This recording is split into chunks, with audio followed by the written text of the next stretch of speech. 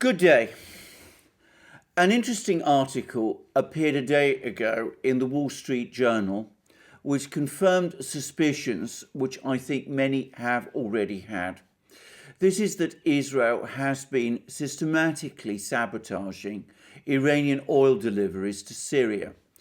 The way Israel has been doing this is by carrying out sabotage attacks on Iranian oil tankers shipping oil from Iran to Syria, with two Iranian tankers attacked in 2019 and six more in 2020.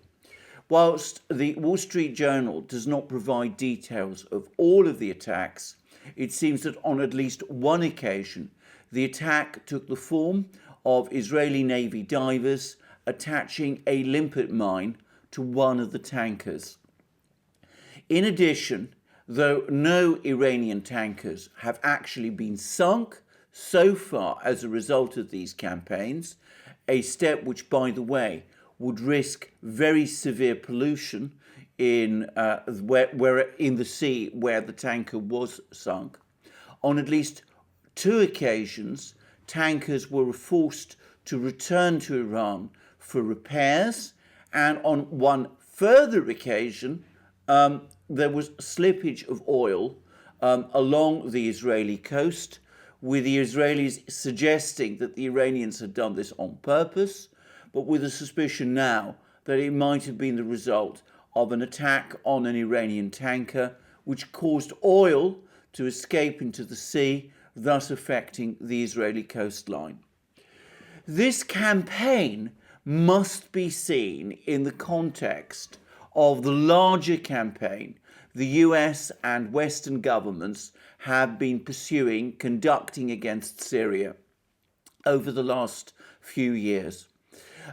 Briefly, the attempt to overthrow the Syrian government by force, by supporting insurgencies against Syria by various jihadi fighters, or by elements which are euphemistically referred to as the moderate opposition, have been a failure and have been largely abandoned, with the Syrian army driving out the jihadis from most of Syrian territory, and with the Russians establishing a large military base in Syria, which provides the Syrian government with a measure of protection against such attacks.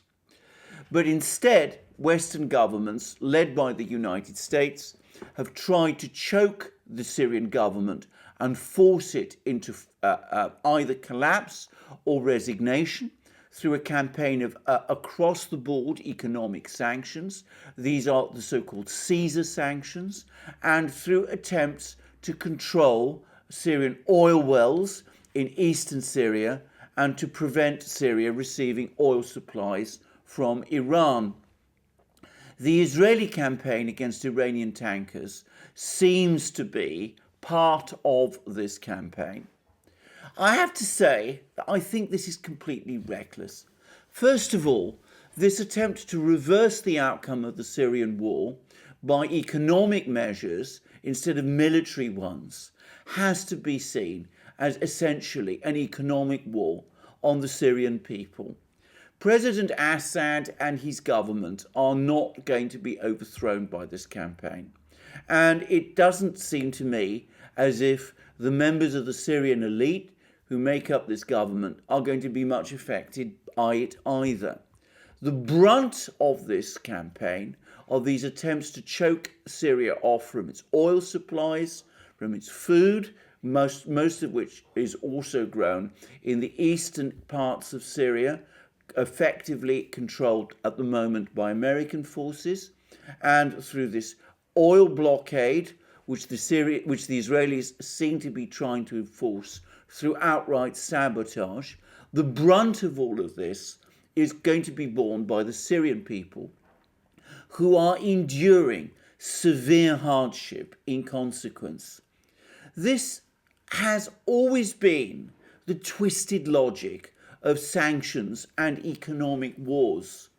In the campaign supposedly to liberate people in targeted countries like Syria, it is precisely the people who are supposedly to be liberated who suffer economically the most.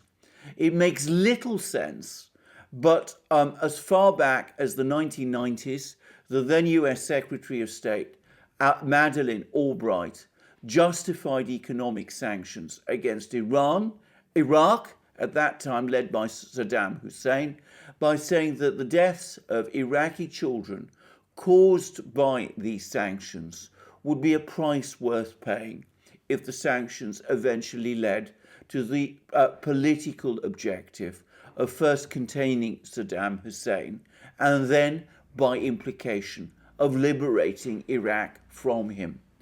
This notorious interview which Madeleine Albright gave then came in for much criticism at the time, but it is essentially and effectively the policy the West has followed ever since in all the various countries which it has sanctioned.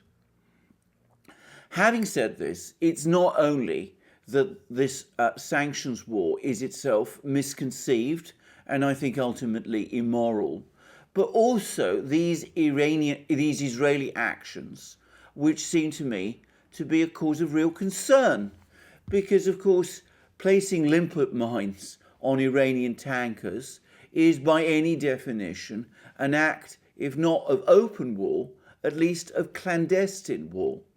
It invites reprisal, and Iran, with its highly sophisticated and very extensive intelligence and sabotage forces, is fully capable of that retaliation.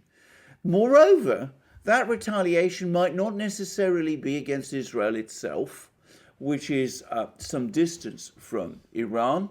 It might be against the United States because as far as Iran is concerned, Israel and the United States are working together both in their anti-Syrian enterprise and in their anti-Iranian enterprise, of which the anti-Syrian enterprise is, to be very clear, a part. If, of course, Iran does start to retaliate in that way, then the risk is that that process of retaliation will gradually escalate and we will move from a clandestine war into some sort of open war. The Iranians have spoken at length of their ability to choke off the Persian Gulf by closing the Gulf of Hormuz, the Straits of Hormuz, to shipping, including to oil tanker shipping. And they recently showed at the start of last year that they possess ballistic missile systems that are fully capable of striking with great deal of precision US targets in Iran and elsewhere. In addition, and moreover, and perhaps not unconnected to these activities, we've learned that there's been a recent report that various Iraqi militias in Iraq, which are aligned with Iran, have now issued what is in effect an ultimatum to the Iraqi government to act on the previous decision of the Iraqi parliament and to order all US forces to quit Iraq. By the way, if that does happen, then the position of US forces in northeast Syria becomes untenable, and unless some sort of deal is done with Turkey to supply them from Turkey, they would have to be withdrawn, causing this entire operation of trying to choke Syria by cutting off its oil and cutting off its grain to fail. There is, I would add, real problems and difficulties of coming to some sort of deal with Turkey on that kind of project, because of course if the Turks became the lifeline of the US troops in northeast Syria, the Turks would in turn almost certainly also demand major political concessions from the United States if they were to continue to supply those troops, which would in effect amount to the US abandoning the Kurds and closing whatever support it has for Kurdish national aspirations in northeast Syria. That, of course, in turn risks setting the US forces in northeast Syria against the Kurds, with the Kurds previously showing a willingness to ally with the Syrian army and the Syrian military and the Syrian government against the United States and Turkey if they are obliged to do so. So this is a dangerous and foolish game, a dangerous and foolish game played by Israel, and also dangerous and foolish game played by the United States. It is now past time for the United States and for Western governments to accept and understand that their regime change attempt in Syria has failed. The government of Bashar al-Assad has survived all the things, all the wars and conflicts that were thrown at it, not just by, of course, the United States and other Western governments, but also by the Gulf states, which had backed the insurgencies, by Turkey, and to a certain extent by Israel. A critical mass of the Syrian population continued to support Assad's government, as did his armed forces and as did his security and intelligence services. He was able to obtain critical support from Iran throughout the conflict, and of course he eventually obtained the decisive support of Russia and, behind Russia, of Russia's Chinese ally.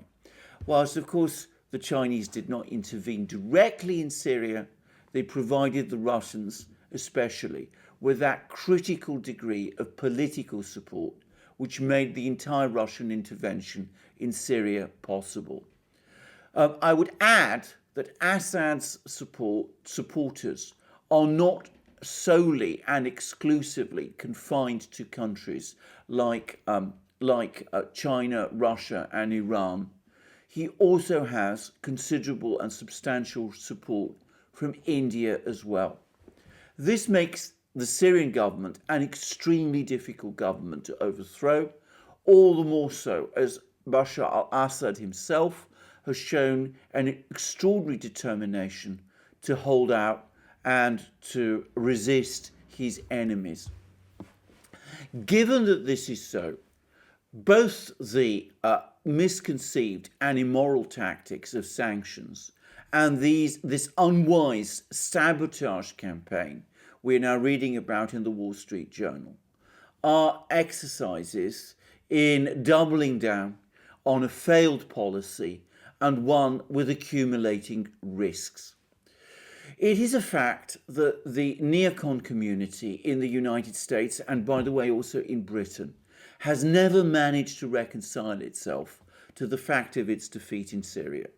The same, by the way, is equally true of the equally vocal neocon community, which is entrenched in France. Israel also has serious concerns about the alliance between Syria and Iran and about the presence of Iranian forces in Syria. However, the Russians have shown a willingness to accommodate Israel about this, and they have indicated to the Israelis that if Israel does generally perceive a threat from the presence of Iranian troops in Syria, Russia will take steps to try to accommodate that and will use its influence on Iran to try to reduce that risk to the extent that is possible. In fact, what I understand is that there are now actually very few Iranian troops and personnel still in Syria. And in my opinion, if the country was brought back to peace, most of those troops, or perhaps even all of them, would actually leave. In that case, prolonging the Syrian war prolongs the Iranian presence in Syria and acts against Israel's declared interests. So let us have no more of these sabotage attacks and let us ease off on the sanctions. I would add that one possible response to these sabotage attacks is that the Russians will simply take over the supply of oil to Syria. And I think it is inconceivable that the Israelis would then mount a sabotage attacks on Russian tankers. So this is a project that is bound to fail and which creates risks for Israel too. One of the most interesting aspects of this story is that the Wall Street Journal has now published details of the sabotage war. Perhaps that is a sign that someone in Washington is becoming concerned that some of the risks that I am talking about. If so, then conceivably and just possibly the Biden administration or some people within it are aware or awake to the dangers of these policies and are looking for some means to dial them down. I hope so, though I have to say frankly that I am not optimistic about it. I hope that these wiser counsels, if they exist, prevail, but if they don't, then it seems to me that this sabotage campaign that Israel is conducting is a sign of a deteriorating situation in the Middle East, which is increasing always the risk of war there. Thank you for joining me on this program. I look forward to you joining me in other programs on this channel, and please also check out our other channels, our main channel, the Duran, where I do programs with my colleague and friend Alex Christoforou, Alex's own channel. Please also look up our new channel where we show the various interactions we have between ourselves and our viewers on our live streams. Please also check us out on our other platforms, BitChute, Library, Odyssey, Rumble, and the rest. Please also support us as you can through Patreon, Subscribestar, and PayPal. Please also check out our Discord server. Remember, we accept donations in Bitcoin and other such currencies. And last but not least, check out our shop. See the amazing things we have there, our wonderful magic mugs, our amazing t-shirts, long-sleeved and short-sleeved, our hats, our hoodies, and our sweatshirts. And I look forward to you joining me in my next program on this channel, and thank you for joining me today.